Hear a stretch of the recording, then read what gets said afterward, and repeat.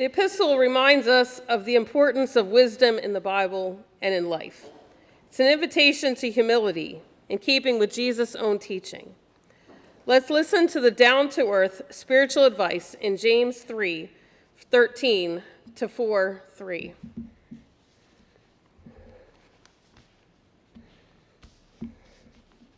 Who is wise and understanding among you? Show by your good life that your works are done with gentleness, born of wisdom. But if you have bitter envy and selfish ambition in your hearts, do not be boastful and false to the truth. Such wisdom does not come down from above, but is earthly, unspiritual, devilish. For where there is envy and selfish ambition, there will also be disorder and wickedness of every kind. But the wisdom from above is first pure, then peaceable, gentle, willing to yield, full of mercy and good fruits, without a trace of partiality or hypocrisy. A harvest of righteousness is sown in peace for those who make peace. Those conflicts and disputes among you, where do they come from? Do they not come from your cravings that are at war within you? You want something and do not have it, so you commit murder. You covet something and cannot obtain it, so you engage in disputes and conflicts. You do not have because you do not ask. You ask and do not receive because you ask wrongly, in order to spend what you get on your pleasures. Thanks be to God.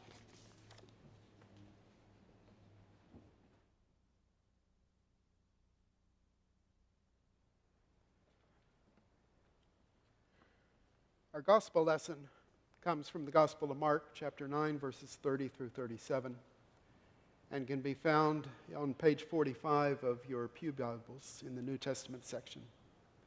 This reading shows Jesus again overturning what must have seemed common sense in his day. Obviously, in the common view of the day, the one to come, here named as the Son of Man or the human one, will come to conquer and rule. Equally obvious is the mature and wise and perhaps the great who will belong to and demonstrate God's rule. And surely it is those who come out ahead, the winners, who are to be honored. But not in Jesus' world. He takes a child as a model. Children through the years have been among the most vulnerable, and even much in today's world they still are. In the context of the human one's suffering, it may be their very vulnerability that makes them samples of Jesus' realm rather than any individual's virtues. He even talks of the child as his own representative. In today's world, if we will, they still are. How convenient that there was a child at hand. Whose child? Male or female? We simply are not told.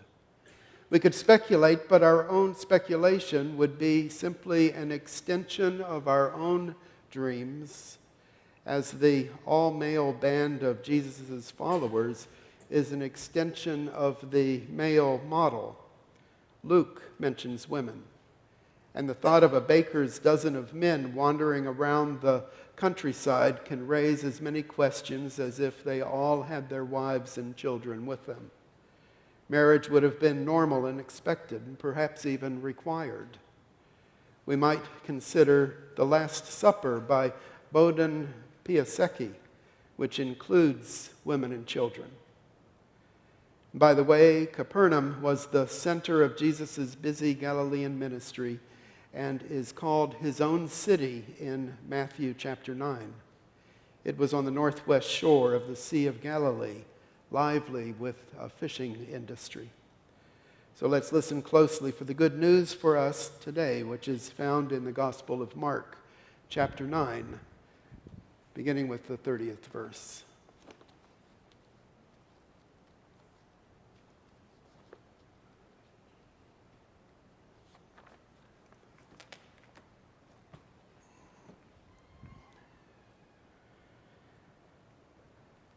They went on from there and passed through Galilee. And he would not have anyone know it, but he was teaching his disciples, saying to them, "The Son of Man will be delivered into the hands of men, and they will kill him. And when he is killed, after 3 days, he will rise." But they did not understand the saying, and they were afraid to ask him. And they came to Capernaum, and when he was in the house, he asked them, "What were you discussing on the way?" But they were silent, for on the way they had discussed with one another who was the greatest. And he sat down and called the 12, and he said to them, "If anyone would be first, he must be last of all and servant of all." And he took a child and put him in the midst of them, and taking him in his arms, he said to them, "Whoever receives one such child in my name receives me. And whoever receives me receives not me, but him who sent me." The word of the Lord. We give praise and thanks. Amen.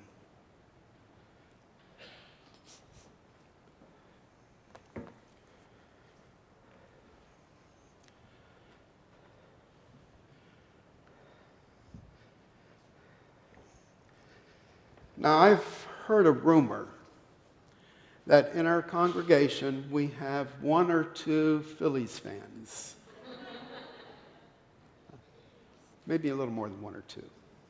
Well, maybe even if you're a Phillies fan, you remember this. My sources tell me that 9 years ago, almost 9 years to the date, Steve and his 3-year-old daughter, Emily, went to the Phillies ballpark, and they got in the stands, and a foul ball was hit, and Steve caught his first foul ball.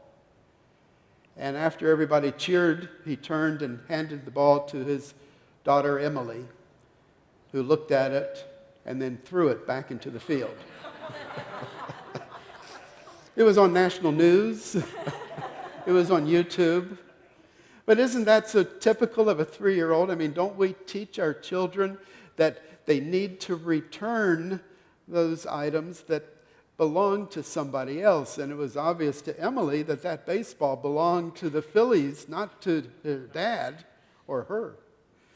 But children, we lift them up. And even Jesus, in the scripture that we heard today, lifted up a child. But that was so extraordinary, so out of character of the time. Children were not valued.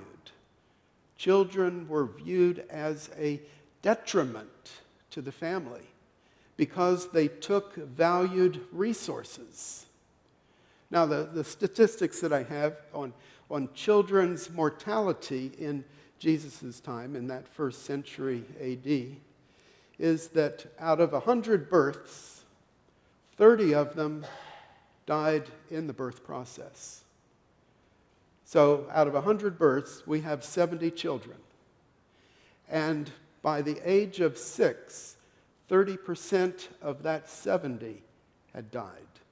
So now we're down to 49 children. And by the age of 16, 60% had died. And so out of 100 births, by the age 16, we only have 20 children left.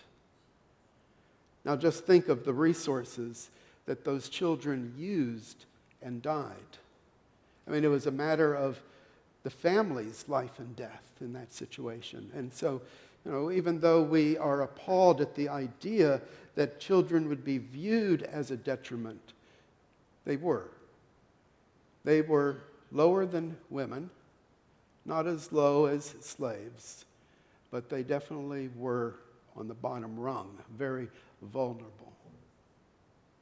And Jesus takes this child into their midst and holds this child up as an example of what it means to have a part in the realm of God. Now, what Dale was sharing with the kids as I was sitting there, I was thinking as he described the bickering of the disciples, wasn't that very childish of the disciples. And what Jesus holds this child up is to say, don't be childish, be childlike. Be childlike. Have the innocence, the purity of a child. I mean, that's what we value in our children.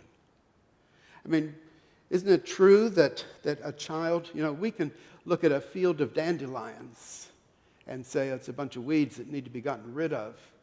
And yet the child will go out and pick a handful of dandelions and give them to their mother as a gift, seeing the beauty of the flower.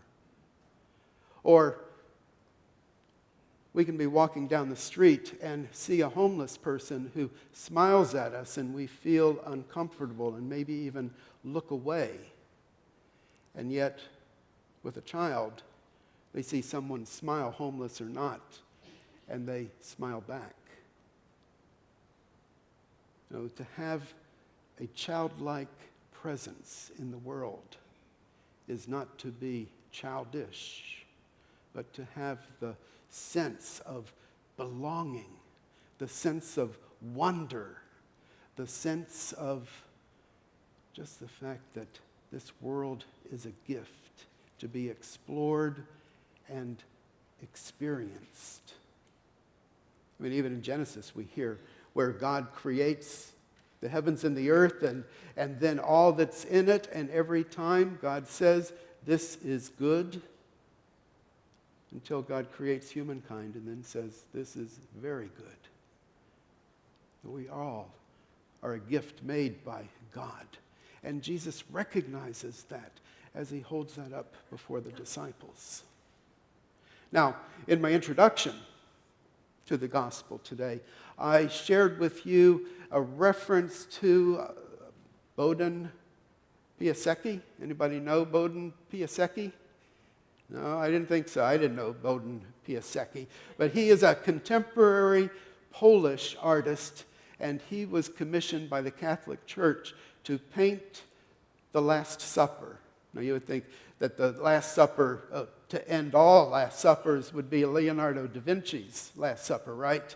And so why even bother trying to attempt that? But you see, the Catholic Church realized that in Leonardo da Vinci's Last Supper, which was painted in the Renaissance, he took the setting and put it in the Renaissance. Jesus and the disciples were sitting at a table in chairs.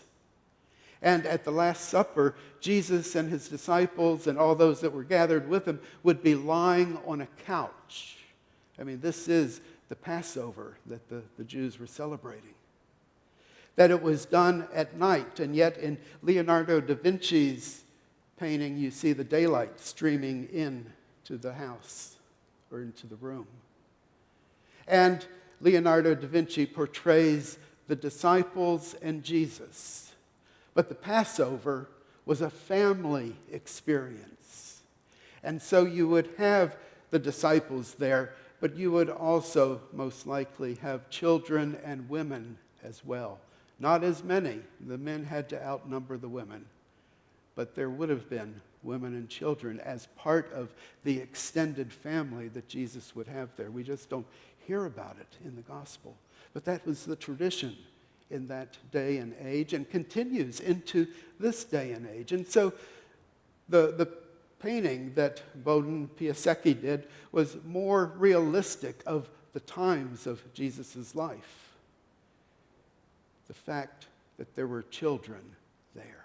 Again, that emphasis that Jesus places upon the child. And we can even recognize that there is a child within each of us. I don't remember who it was that said it, but he said, the reality is that we never grow out of our childhood. There's always that child in us. We always seem younger than we really are. Having just had a birthday, I can attest to that,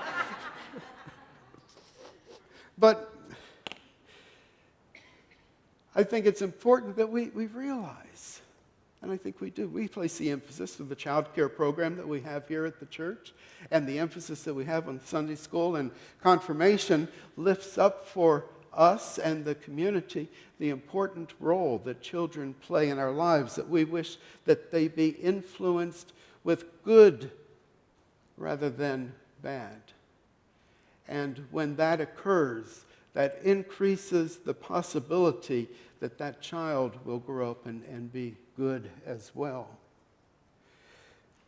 The theologian Henry Nouwen, in his contemporary thought of children, said this: "It may sound strange to speak of the relationship between parents and children in terms of hospitality, but it belongs to the center of the Christian message that children are not properties to own and rule over, but gifts to cherish and care for.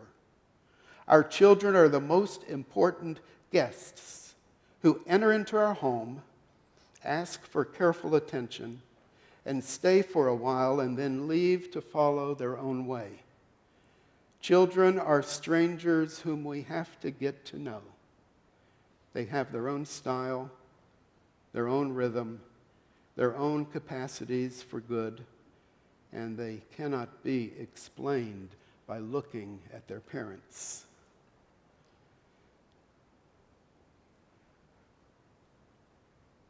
I'd like to end with an illustration that comes out of Seattle, out of a Special Olympics moment. And again, it was the children that were involved in the Special Olympics, and they were doing the 100-yard dash.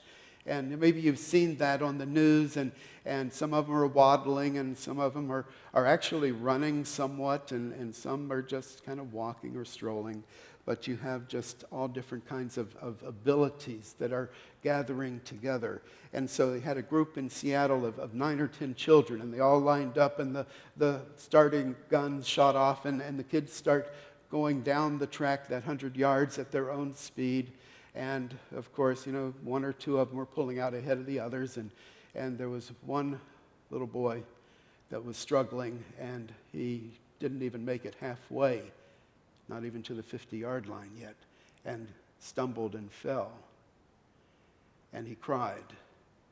And the other 8 children heard the cry, and they stopped in their tracks and turned around and saw their friend lying on the track. And all 8 of them returned to the boy without crossing the finish line. One of the girls bent down and kissed his knee and said, "That will help it feel better." Maybe not quite that articulate, but that was what she communicated to him. And then they helped the boy to his feet. And the 9 of them then, arm in arm, walked down the 100 yards and finished together. They were all winners in my book, and I'm sure you would agree. And that makes us winners too, if we can take that as a message that Jesus would lift up for us. That there doesn't need to be that competition where we backbite one another, but rather as a community of faith, we come with a childlike attitude of acceptance and love with one another. That is Jesus' message. Praise be to God.